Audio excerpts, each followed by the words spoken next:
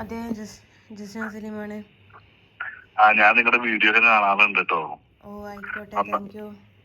നന്നായിരിക്കണ്. ഞാൻ നിങ്ങളുടെ ഡ്രീം പ്ലേസിനാ വിളിക്കണത്.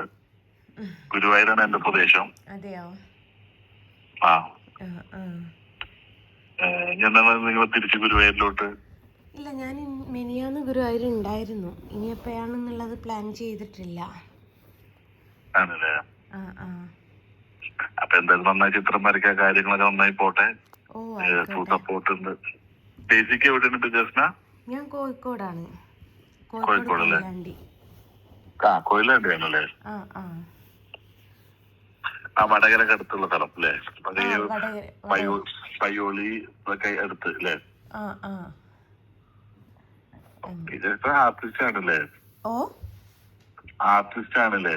ആ, അത്യാവശ്യം വരയ്ക്കും, അത്ര തന്നെ. പക്ഷെ TM പോലത്തെ ഒരു പേര് കേട്ടല്ലോ. ഓ, TM പോലത്തെ വ്യക്തികളുടെ ഇടയില് കാണാനും ഗിഫ്റ്റ് കൊടുക്കാനും പറ്റിയല്ലോ. ഓ, അതന്നെ ഭയങ്കര ഭാഗ്യം.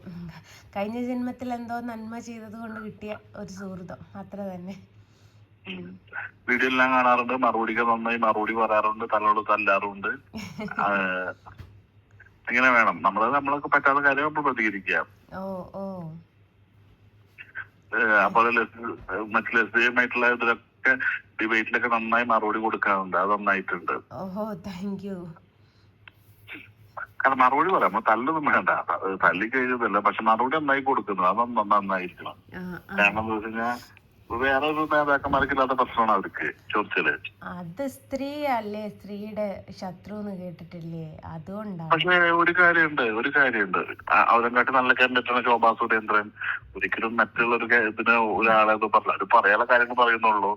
അല്ലാണ്ട് ഒരിക്കലും ശോഭേച്ചിയൊക്കെ നല്ലൊരു മനുഷ്യനാണ്. ലസിതയൊക്കെ കാല് കഴുകി വെള്ളം കുടിക്കണം. അമ്മ ശോഭേച്ചിയൊക്കെ. ശോഭാ സുരേന്ദ്രനൊക്കെ ഡീസന്റ് കാര്യം.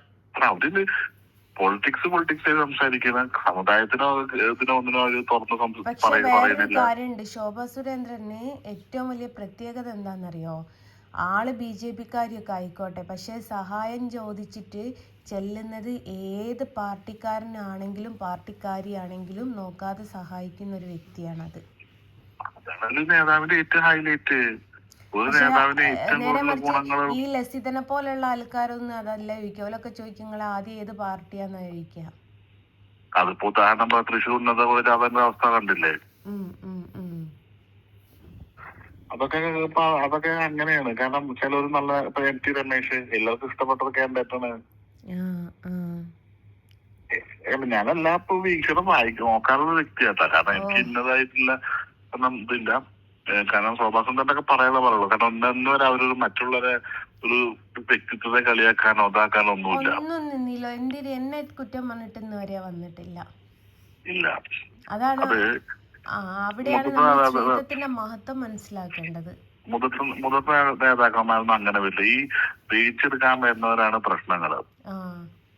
ഇത് അല്ല, ഈ മെയിൻ ആയിട്ടുള്ള ഈ RSS BJP-യിൽ മെയിൻ ആയിട്ടുള്ള ആൾക്കാർക്കൊന്നും വിഷയമില്ല. ഈ എന്താ പറയാ, RSSകാരില്ലേ ജീവിക്കൂല എന്ന് പറഞ്ഞുകൊണ്ട് എടുക്കുന്ന ഇതേപോലെയുള്ള ലസിതനെ പോലെയും ഹരിതനെ പോലെയുള്ള ആൾക്കാരൊക്കെയാണ് ഇത് പോണം തോന്നിവാസം പറഞ്ഞുകൊണ്ട് നടക്കുന്നത്. ഇപ്പൊ ഏറ്റവും നല്ല കാൻഡിഡേറ്റാണ് നിതിൻ ഗഡ്കരി. അയാൾ നല്ലൊരു നേതാവാണ്. അയാളെ പലരും ചവിട്ടാൻ നോക്കിയിട്ടുണ്ട്. പക്ഷെ അയാൾ ഒരിക്കലും ചവിട്ടാനും കഴിയില്ല പെട്ടെന്ന്. അത് ചിന്തിച്ചാൽ മതി. നമ്മള് നിതിൻ ഗഡ്കരിയെ കുറിച്ച് ചിന്തിച്ചാൽ മതി. അല്ല, നമ്മൾ ഒറ്റ കാര്യം നോക്കിയാൽ ചേട്ടാ, നമ്മൾ തെറ്റ് ചെയ്യുന്നില്ലെങ്കിൽ നമ്മൾ ആരെയും ഇല്ല. പിന്നെ നമ്മളിപ്പോ ഇപ്പൊ ഉദാഹരണം നിങ്ങൾ ഗുരുവായൂരിൽ കുറെ ഇതുണ്ടായിരുന്നു. അനിൽ മഞ്ചത്തും അങ്ങനെ കുറെ കീടങ്ങൾ കുറെ പ്രശ്നങ്ങൾ ഉണ്ടാക്കിയിട്ടുണ്ടല്ലോ. നമുക്ക് വരാം. പക്ഷെ നമ്മളെ ഓക്കെ ആണോ സംഭവം വരാൻ പോവാം. അത്രേ ഉള്ളൂ. പിന്നെന്താന്ന് വെച്ച് കഴിഞ്ഞാൽ നമ്മളെ ഈ പറഞ്ഞ പോലെ ഇന്നത്തെ കാലത്ത് ഒരാൾക്കൊരു ഉത്തരം പറയാനില്ല. അപ്പൊ മതം പറയാണ് എല്ലാരും. അതാണ് ഇപ്പോ അതാണ് നമുക്കൊരു ഉത്തരം പറയാനില്ല. ജസ്റ്റ് അപ്പൊ എന്റെ പേര് ഹഫീസ്ന്നാട്ടോ. എന്റെ പേര് ഹഫീസ്ന്നാണ്. നമ്പർ സേവ് ചെയ്ത് വെച്ചോളൂ. ആയിക്കോട്ടെ ഏട്ടാ. പിന്നെ വീട്ടിലാരൊക്കെ ഇട്ട ജസ്റ്റിനെ? വീട്ടിൽ ഞാനും 2 മക്കളും ഉള്ളത്. ഹസ്ബൻഡ് ദുബായിലാണ്. ആണല്ലേ? ആ ആ മക്കളൊക്കെ എന്ത് ചെയ്യണ്? മോന് 9ലാണ്, മോൾ 6ാം ക്ലാസ്സിലാണ്. ആണല്ലേ? ആ ഉമ്മ ഉപ്പയൊക്കെ? ഉമ്മയും ഉപ്പയൊക്കെ ഹസ്ബൻഡിന് ഉമ്മയും ഉപ്പയില്ല, മരണപ്പെട്ടു പോയിട്ടുണ്ട്. എൻ്റെ ഉമ്മയും ഉപ്പയൊക്കെ താമരശ്ശേരി എന്ന് പറഞ്ഞ സ്ഥലത്താണ് താമസം. ആണല്ലേ? ആ ആ അപ്പൊ ജസ്റ്റിൻ ചിത്രം വരെയാണ് മെയിൻ വിൽപ്പന. ആ മെയിൻ ജോലി അതാണ്. ഇപ്പൊ ഇന്നാളിപ്പോ ഒരു വേറൊരു തല്ലിയല്ലോ, ഒരു മാലയുടെ അതെന്താണ് നിങ്ങളുടെ പ്രശ്നം എന്തായിരുന്നത്? അത് ഞാന് മുത്തപ്പൻകാവ് പോയിട്ടുണ്ടായിരുന്നു. അപ്പോൾ മുത്തപ്പൻകാവ് പോയപ്പോൾ അവന് ഇവിടെ അടുത്തുള്ളതാ, എൻ്റെ ഹസ്ബൻഡിൻ്റെ ഒക്കെ സുഹൃത്തായിട്ട് വരുന്ന ഒരു ചങ്ങായിയാണ്.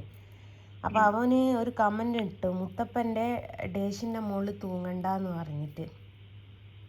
അപ്പോൾ മുത്തപ്പൻ കണ്ണൂർക്കാർക്കൊക്കെ എല്ലാവർക്കും കണ്ണൂർക്കാർക്ക് എന്നില്ല, മുത്തപ്പൻ ആദ്യമേ പറഞ്ഞു മുത്തപ്പന് ജാതിയും മതവും ഒന്നുമില്ല. മുത്തപ്പൻ ആറാട്ട് കഴിഞ്ഞാര മുത്തപ്പൻ പറഞ്ഞൊരു കാര്യമുണ്ട്, എനിക്ക് 2 കണ്ണാണെങ്കിലും നോട്ടം ഒരു രീതിയിലേ ഉള്ളൂ കേട്ടോന്ന്. മുത്തപ്പന്മാർക്ക് ശരിക്കും ജാതി മതമില്ലല്ലോ, അവർക്ക് ഈ നാനാ ജാതിക്കാരൊന്നല്ല, ഒന്നാണല്ലോ മുത്തപ്പന്റെ ഒരു തിയറീസ്, ഐതിഹ്യങ്ങളൊക്കെ അങ്ങനെയാണല്ലോ. അപ്പം അതിന് അങ്ങനെ കമൻ്റ് ഇട്ടത് കൊണ്ട് പ്രതികരിച്ച, കാരണം ഒറ്റ ദിവസം കൊണ്ട് മുത്തപ്പൻ എനിക്ക് ഭയങ്കര വിശ്വാസം വന്നു പോയിട്ടുണ്ടായിരുന്നു.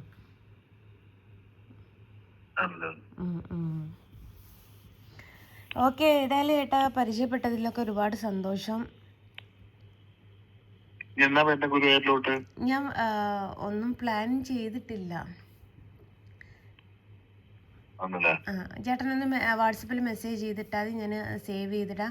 അപ്പോൾ ഗുരുവായൂർക്ക് വരുമ്പോൾ ഞാൻ അറിയിക്കാൻ പറ്റുന്ന സാഹചര്യമാണ്, ഞാൻ അറിയിക്കുന്നുണ്ട്. ഓക്കെ ഏട്ടാ, താങ്ക് യു. ശരി ഏട്ടാ.